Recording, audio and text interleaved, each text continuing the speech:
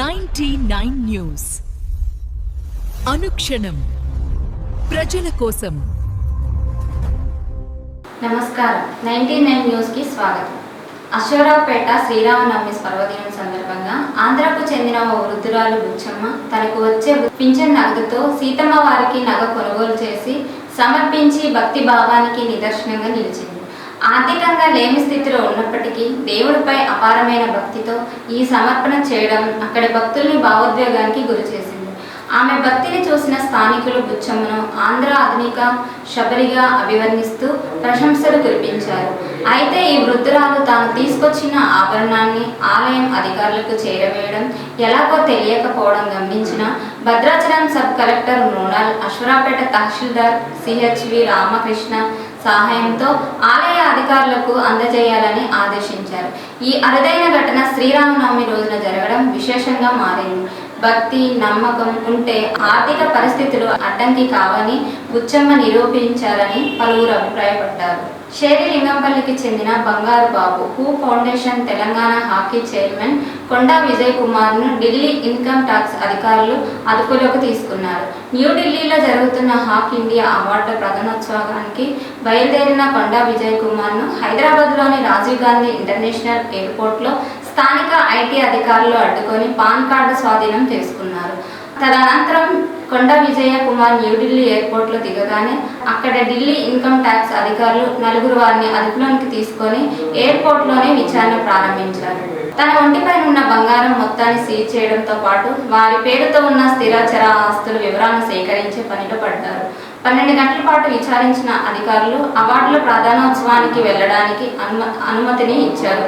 అనంతరం మళ్లీ వారిని విచారణకు హాజరు కావాల్సిందిగా సూచించినట్లు సమాచారం. అయితే సీజ్ చేసిన బంగారాన్ని తిరిగిస్తారా, వారిని విడుదల చేస్తారా అనేది వారి ఇన్కమ్ ట్యాక్స్ చెల్లింపులపైన ఆధారపడి ఉంటుంది.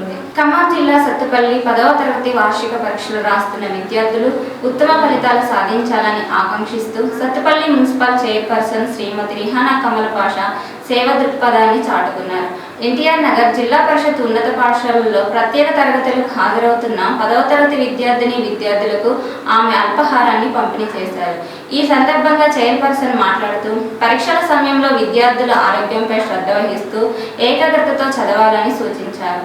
సాయంత్రం వేళల్లో ప్రత్యేక తరగతులు నిర్వహించడం వల్ల విద్యార్థులు అలసట చెందకుండా ఉండేందుకు ఈ అల్పాహార పంపిణీ చేస్తున్నట్లు తెలిపారు. ప్రభుత్వ పాఠశాల విద్యార్థులు కార్పొరేట్ స్థాయికి మించిన ఫలితాలు సాధించి సత్తుపల్లి నియోజకవర్గానికి మంచి పేరు తీసుకురావాలని ఆమె కోరారు. పరీక్షల భయం వీడి ఆత్మవిశ్వాసంతో ముందుకు సాగాలని విద్యార్థులకు దిశానిర్దేశం చేశారు. ఉపాధ్యాయులు పడుతున్న శ్రమను అభినందిస్తూ విద్యార్థుల విజయానికి తన వంతు సహకారం ఎప్పుడూ ఉంటుందని హామీ ఇచ్చారు. ఈ కార్యక్రమంలో పాఠశాల ప్రధానోపాధ్యాయులు, ఉపాధ్యాయుల బృందం, స్థానిక నాయకులు మరియు విద్యార్థులు పాల్గొన్నారు. విద్యార్థుల పట్ల ప్రత్యేక చొరవ తీసుకున్న చైర్పర్సన్కి పాఠశాల సిబ్బంది మరియు విద్యార్థుల తల్లిదండ్రులు కృతజ్ఞతలు తెలియజేశారు. వరంగల్ జిల్లా వర్ధన్పేట నియోజకవర్గం Rangasaipet teachers colony development committee ఆధ్వర్యంలో శ్రీ సీతారాముల తిరుకళ్యాణ మహోత్సవ వేడుకలు కన్నుల పండుగగా నిర్వహించారు. రాంగోపాలపురంలోని టీచర్ల కాలనీలో సీతారామ సేవా సమితి వారు నిర్వహించిన ఈ కళ్యాణ వేడుకల అనంతరం కాలనీ వీధుల్లో సీతారాముల విగ్రహాల ఊరేగింపు కార్యక్రమం భక్తిభావంతో సాగింది. ఈ కార్యక్రమంలో హన్మకొండ జిల్లా కాంగ్రెస్ కమిటీ డిసిసి అధ్యక్షులు వరంగల్ కూడా చైర్మన్ ఇనగాల వెంకటరామారెడ్డి ముఖ్య అతిథిగా హాజరయ్యారు. ఆయన స్వామివారిని విగ్రహాలకు పూలమాలలు వేసి ఆశీర్వాదం తీసుకున్నారు. ఈ సందర్భంగా ఆయన మాట్లాడుతూ లోక కళ్యాణం కోసం జరిగిన సీతారాముల కళ్యాణ వేడుకలో పాల్గొనడం సంతోషంగా ఉందని, కాలనీ వాసులందరి శుభం కలగాలని ఆకాంక్షించారు. ఈ కార్యక్రమంలో కాలనీ డెవలప్మెంట్ కమిటీ సభ్యులు, సీతారామ సేవా సమితి ప్రతినిధులు మరియు పెద్ద సంఖ్యలో పాల్గొన్నారు.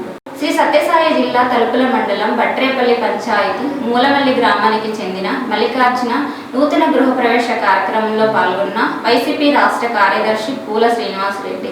ఈ కార్యక్రమంలో ప్రజాప్రతినిధులు, వైసీపీ నాయకులు, కార్యకర్తలు పాల్గొన్నారు. మహబూబాద్ కలియుగ ప్రత్యక్ష దైవమైన శ్రీ వెంకటేశ్వర స్వామి సన్నిధికి గొల్లలుగా తరతరాలుగా సేవలు అందిస్తున్న యాదవులను తొలగించే ప్రయత్నాలు జరుగుతున్నాయంటూ భారత యాదవ సమితి మహబూబాద్ జిల్లా అధ్యక్షుడు దాసరి నాని యాదవ్ ఆవేదన వ్యక్తం చేశారు.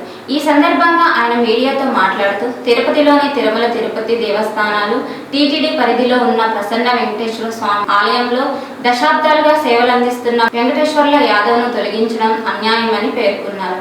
వెంటనే ఆయనను విధుల్లోకి పునరుద్ధరించాలని డిమాండ్ చేశారు. శ్రీ వెంకటేశ్వర స్వామి యాదవులకు సన్నిధి గొల్లలుగా ఉండే వరం ఇచ్చారు. అలాంటి సంప్రదాయాన్ని విస్మరించడం సరికాదని ఆయన అన్నారు. రాజకీయ అంశాలపై స్పందిస్తూ ముఖ్యమంత్రి నారా చంద్రబాబు నాయుడు విమర్శలు గుప్పించారు. అధికారంలోకి వచ్చిన ప్రతిసారి బీసీలపై ముఖ్యంగా యాదవులపై వివక్షణ చూపుతున్నారని ఆరోపించారు. గతంలో కూడా తిరుమలలో గొల్ల మండపాన్ని కూల్చే ప్రయత్నం జరిగిందని, అయితే యాదవులు ప్రతిఘటనతో అది ఆగిపోయిందని గుర్తు చేశారు. యాదవుల చరిత్రక సేవలను విస్మరించడం అన్యాయమని పేర్కొన్నారు.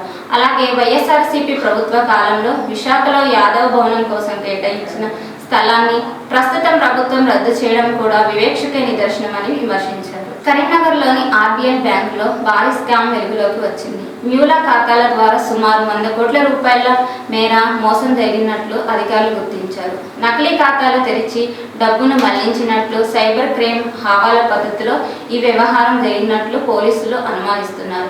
ఈ ఘటనపై విచారణ చేపట్టిన పోలీసులు 10 మంది అనుమానితులను అదుపులోకి తీసుకున్నారు. భద్రాద్రి కొత్తగూడెం జిల్లా భద్రాచలం మిథిల స్టేడియంలో శ్రీ సీతారామచంద్ర స్వామి వారి తిరుకల్యాణ మహోత్సవంలో పాల్గొన్న ఉప ముఖ్యమంత్రి బట్టి విక్రమార్క దంపతులు మరియు రెవెన్యూ శాఖ మంత్రి పొంగిలేటి శ్రీనివాసరెడ్డి దంపతులు, వ్యవసాయ శాఖ మంత్రి తుమ్మల నాగేశ్వరరావు, దేవాదాయ శాఖ మంత్రి కొండా సురేఖ మరియు మంత్రులు, ఎంపీలు, ఎమ్మెల్యేలు, ఎమ్మెల్సీలు, ఉన్నతాధికారులు పాల్గొన్నారు. అశేష భక్తజనం రాష్ట్ర ప్రభుత్వం తరపున స్వామివారికి పట్టు వస్త్రాలు, ముత్యాల తలంబ్రాలు సమర్పించిన ముఖ్యమంత్రి రేవంత్ రెడ్డి. ఈ వార్తలు ఇంతటితో సమాప్తం. 99 న్యూస్ అనుక్షణం ప్రజల కోసం.